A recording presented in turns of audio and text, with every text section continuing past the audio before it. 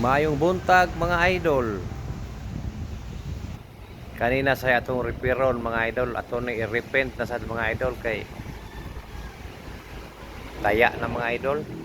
Daghanag mga buslot na ako nang gibungkag mga idol oh. Minidam ni siya mga idol, kanter.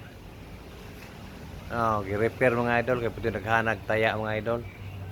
Kanina sa ato ang project mga idol.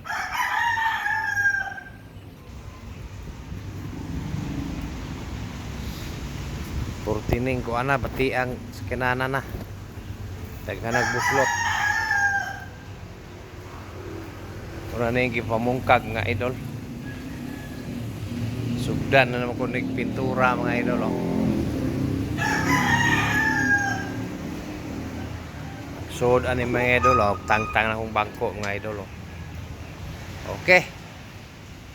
O na itong sugdan mga idol, makita niyo ni mga idol ba mahunhuman na kay para manindot sa nigbalik. Salamat kayo mga idol.